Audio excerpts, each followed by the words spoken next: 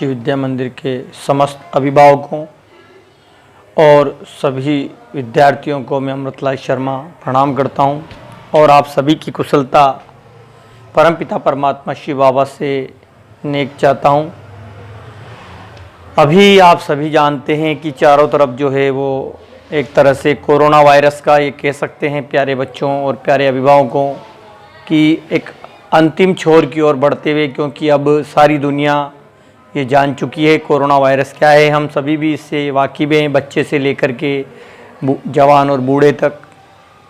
सिर्फ इसकी सुरक्षा जिसमें बार बार सरकार की गाइडलाइन जारी की जा रही है कि हमें मास्क का यूज कंपलसरी है, यानी हम अगर घर से बाहर जा रहे हैं तो मास्क लगाना हमारे लिए बहुत ही ज़्यादा अनिवार्य है। इसको आप जैसे वैक्सीन ही समझे जब तक कि वैक्सीन नहीं आ जाती है। सोशल डिस्टेंसिंग बनाए रखें और बार बार हाथ धोते रहें, सैनिटाइज का प्रयोग करते रहें। ये जो सावधानियां बार बार हमें आज 2 अक्टूबर से भी जो है, जैसा कि हमारे मुख्यमंत्री श्री अशोक गहलोत जी ने, राज्य सरकार ने जो है वो बहुत ही जन आंदोलन के रूप में इसे जो है वो चलाने का जो है वो एक निर्णय लिया है। उसमें ख़ास तौर से हम सभी को, जैसे निजी शिक्षण संस्थाएं हैं, एनसीसी है, एनएसएस है, इनको भी साथ में लिया है। और इसके अंदर जो है प्यारे बच्चों और प्यारे अभिभावकों को ख़ास तौर से ये किसी एक व्यक्ति की जिम्मेदारी नहीं है, क्योंकि पूरा संसार, पूरा देश, पूरा राज्य इसके अंदर शामिल है। तो हमें हर एक उस नागरिक को, भारतीय नागरिक को बचाने के लिए हम सभी को इस मुहिम में अपनी भागीदारी निभानी होगी, सहयोग करना होगा। और हमारा सहयोग यही है कि जो गाइडलाइन जारी की जा रही है उसकी हम पालना करें और उसके अनुसार चलें। यही हमारा सुरक्षा है, यही हमारा बचाव है। आप देख रहे हैं नियमित रूप से कोरोना के पेशेंट बढ़ते जा रहे हैं, उसमें मर भी रहे हैं, लेकिन इसमें हतोत्साहित होने की कोई आवश्यकता नहीं है। सावधानी बरतें, हमें काम भी करना है और अब ये कह सकते हैं कि जब तक वैक्सीन नहीं आती कोरोना के साथ ही हमें जीना है। आज सारी चीज़ें खोल दी गई है, आप देख रहे हैं, लेकिन शिक्षा के क्षेत्र जहां कॉलेज, कोचिंग और निजी शिक्षण संस्थाएं, स्कूलें अभी तक भी 31 अक्टूबर तक के लिए बंद का आदेश जो है वो राज्य सरकार ने दिया है। तो ऐसे हालात में बच्चे जो है वो मार्च के महीने से 21 मार्च से जो है अपने घरों के अंदर कैद हैं। और जब हम बच्चों से मिलते हैं तो बताते हैं कि अभी जैसे कोई जेल में बंद हैं, खुली जेल के अंदर जिसे कहते हैं, वो उनकी ऐसी मन की हालात और उनके दर्द बयां करते हैं बच्चे। हम भी इसे महसूस करते हैं, लेकिन हमारी मजबूरी है। हम विद्यालयों में पहुंच रहे हैं लेकिन विद्यालय बच्चों के लिए नहीं खोल पा रहे हैं। उसका कारण है बढ़ता हुआ कोरोना वायरस का प्रभाव। तो इसीलिए हम सभी को इन सब चीज़ों की अभी आवश्यकता है, ज़रूरत है। इतने समय तक हम अपने घरों में रहे, बच्चों के साथ सावधानी बरतते रहें। आगे भी हम सभी को जो है इसके अंदर बढ़ चढ़ करके राज्य सरकार के कंधे से कंधा मिला करके, यानी कि जो आदेश दिया जा रहा है उसकी पालना करके ही कंधे से कंधा मिलाना है। प्यारे अभिभावकों और बच्चों को घर पर रखें, बिना काम के बाहर नहीं लाएं। अगर आप भी अपने कार्य क्षेत्र में कार्य करने जा रहे हैं तो निश्चित रूप से इसे जो है हल्के में न लें। आप मास्क का यूज अवश्य करें, इधर उधर नहीं थूकें, बार बार हाथ धोते रहें। ये जो भी गाइडलाइन जारी की जा रही है और उसका पालन करें। जहाँ तक राज्य सरकार और केंद्र सरकार की गाइडलाइन आई उस अनुसार ऐसा लगता है, हो सकता है, क्योंकि कॉलेज के लिए यूजीसी ने जो है गाइडलाइन दी है कि 1 नवंबर से जो है वो क्लासेज जो है वो चालू कर दी जाएगी। अभी राज्य सरकार ने इसका फैसला नहीं लिया है फिर भी, लेकिन जो है वो इसके अंदर जो है स्कूल्स भी ऐसा लग रहा है कि 1 नवंबर से खोल दिए जाएंगे। लेकिन जब भी राज्य सरकार फैसला लेगी तब हम उनके साथ हैं। तब तक के लिए हमें बच्चों के लिए ये करना है। और बच्चों को भी ख़ास तौर से मेरा यही कहना है कि आप अपनी बुक्स जो है वो परचेज करें मार्केट से और कुछ थोड़ा थोड़ा अध्ययन करना शुरू करें। अगर जैसे 21 सितंबर से राज्य सरकार ने ऐसा आदेश किया है कि 9, 10, 11, 12 के बच्चे विद्यालय में आकर के अपने जो भी समस्याएं हैं वो कुछ समय के लिए आकर के शॉर्ट आउट कर सकते हैं। उसके लिए हम लोग सभी स्कूल में जो भी अध्यापक हैं वो बैठते हैं, आप आ सकते हैं, पूछ सकते हैं। इसके अलावा हम आपके वहाँ उपस्थित रहते हैं। बाकी आप जो है वो शिक्षा से जुड़े रहने के लिए ख़ास तौर से यही है कि आप सभी जो है वो बुक्स जो है वो परचेज करें, क्योंकि विद्यालय जैसे जब भी खुलता है तो आपके पास बुक्स अगर होती है उससे पहले भी आप जो है उसका नियमित रूप से अध्ययन कर सकते हैं। आप सभी को अपना टीचर अभी खुद बनना पड़ेगा, क्योंकि हालात जो है अभी ऐसे ही बने हुए हैं। अगर हम शिक्षा से इसी तरीके से प्यारे बच्चों दूर हो गए तो मान के चलिए हमारा पढ़ना न पढ़ना बराबर हो जाएगा। अभी 6 महीने निकल चुके हैं, आधा सेशन लगभग पूरा हो चुका है, बोर्ड के अभी फार्म नहीं भराए गए हैं। आगे कितने समय तक ऐसा रहेगा, लेकिन क्या हमारे जीवन में शिक्षा रहेगी या नहीं रहेगी, तो ऐसे हालात हम पैदा न करें।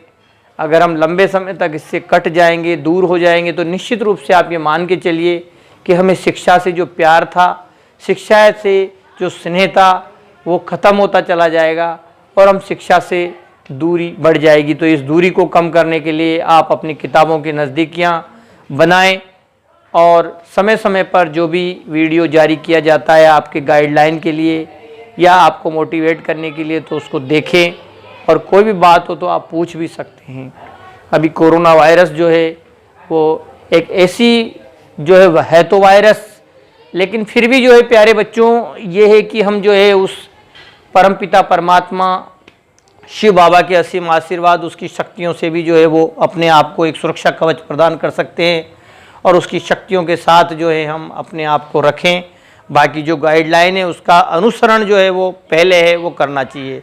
तो अब हम जो है वो इसी तरीके से आगे बढ़ेंगे और जब तक विद्यालय नहीं खुल जाते हैं हम सभी को जो है वो घर पर ही रह करके और अपनी किताबों के साथ मित्रतापूर्ण व्यवहार करते हुए, मित्रता बना करके और उनके साथ जो है हमारी को अध्ययन व्यवस्था को चालू करना है। और इसके अंदर मैं अभिभावकों से भी यही कहना चाहूँगा कि आप सभी को भी जो है अपने बच्चों का ध्यान रखना है।